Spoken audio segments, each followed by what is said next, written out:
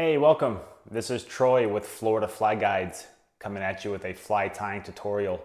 Today I'll be tying the masked minnow. It's a variation of the craft fur minnow. Seems to be very productive here in Florida. Fish the saltwater flats, I like to use the black pattern because the water is a little darker down here. And on the dark days in the dark water, I like to use the dark fly. And then if I'm surf fishing or even fishing some ponds locally, I like to use the white fly. Bass seem to tear it up in the ponds, and snook and tarpon tear it up on the surf fishing. But mostly I like to fish the flats, and with the flats I'll switch it up depending on the day. But white and black are both good patterns to tie. And snook, tarpon, jack, sea trout, pretty much any predator fish will tear this thing up. And it's a pretty easy pattern to tie, so it's a good guide fly or a good beginner tie. So let's get after it.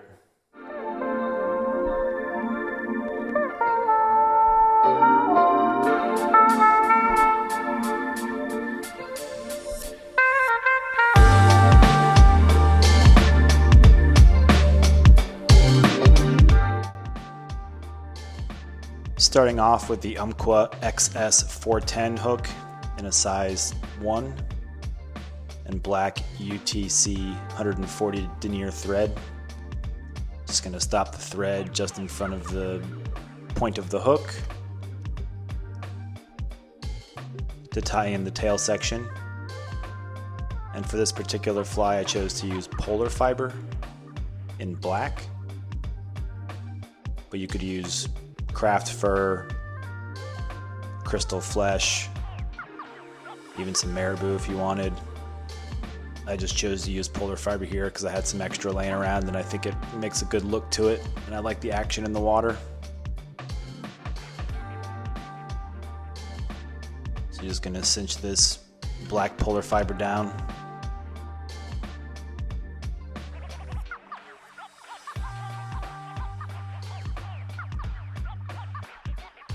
Trim off the excess.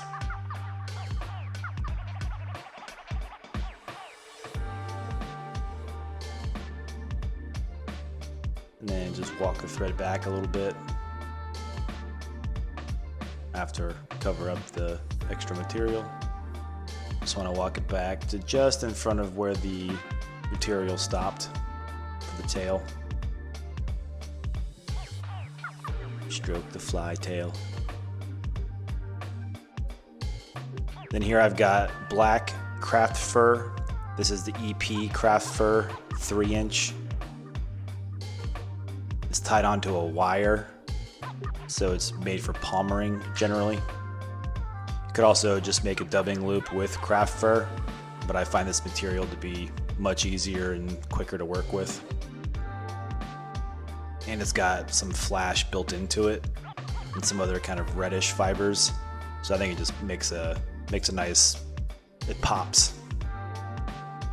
And since it does have flash in the material itself, I don't generally tie any extra flash into this fly. So once the hook is about, the thread is about 1/4 inch back from the hook eye, just start palmering that craft fur, taking time to pull the fibers back during the palmering process, and I find it helpful to lick your fingers a little bit. Helps kind of pull that material back.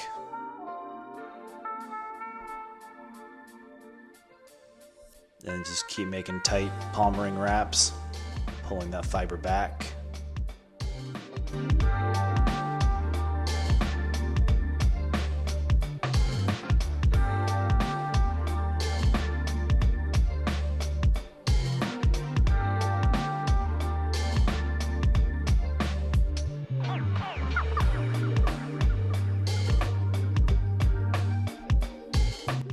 And then once that material is wrapped up to where the thread is, I like to separate the craft fur from where I want to tie in, create a little gap so that you don't trap fibers when you secure the craft fur.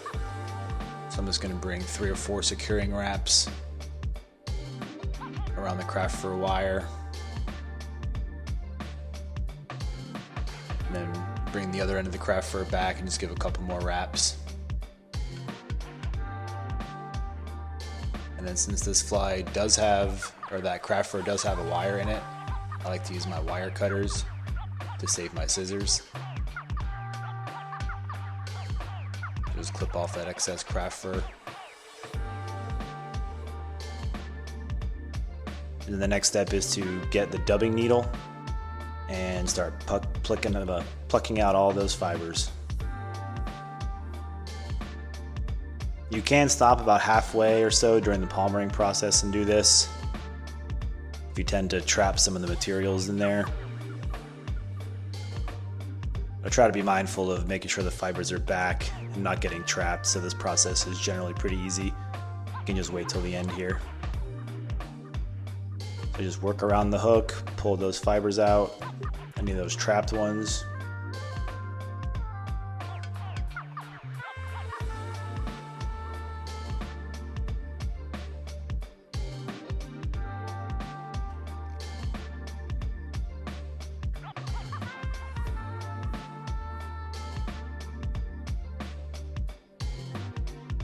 Blow on it for good luck, and then stroke the fuzzy fly.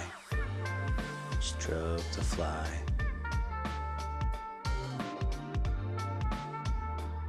Stroke the fly.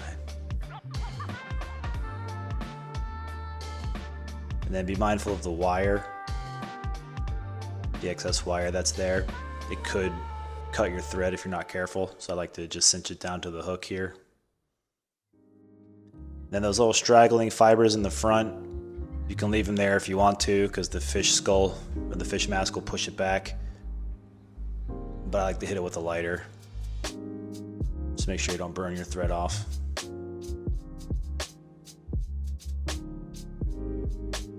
And then just work the thread back just a little bit to cover up just a bit of that material, so it lays back a bit. And build a bit of a thread dam. And the tying is basically done. Go ahead and whip finish. Tighten that whip finish knot. Clip the thread.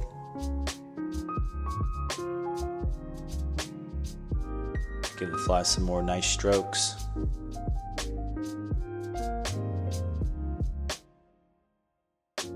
Then I'm putting a couple dabs of Loctite gel. Helps secure the thread, and it's a good starting point to put the fish mask on there. So I'm grabbing a size number 6 fish mask.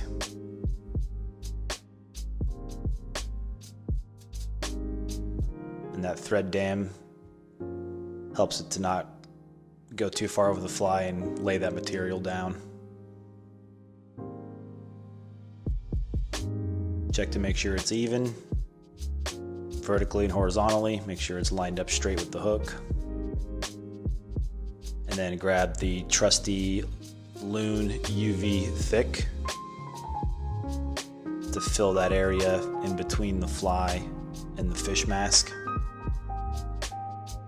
This helps secure it in place and also adds just a little bit of weight to keep it suspended.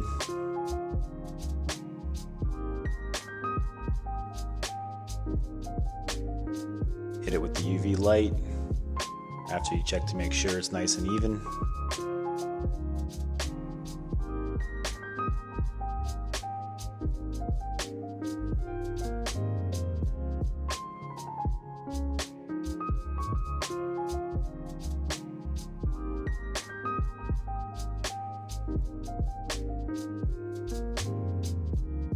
And then once the top side is done, go ahead and flip the fly over.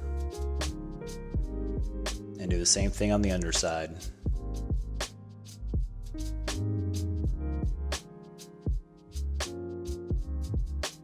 Fill that fish mask with UV resin.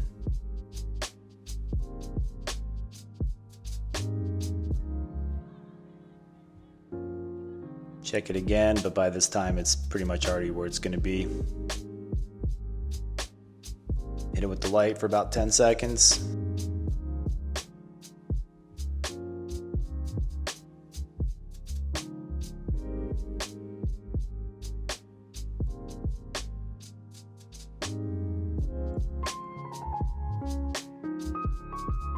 Some more strokes for good luck.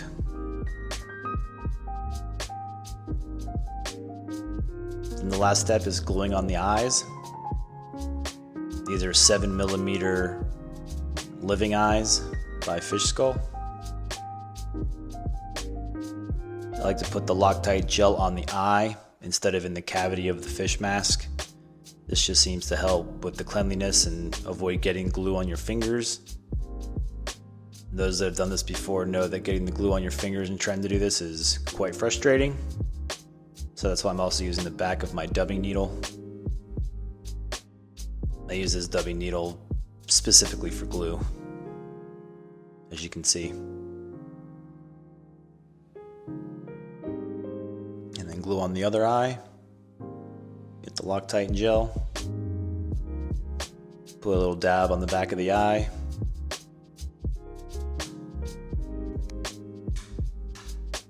Pop it on there. Set the eye in the glue at the back of the dubbing needle. I like to support the hook because I do put quite a bit of pressure on that eye.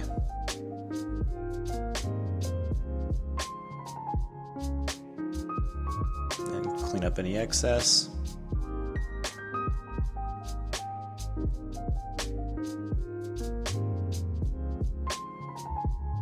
And the fly is done. Just make sure to give it some more strokes. Stroke the pretty fly. Spin it around. And there it is, the masked minnow.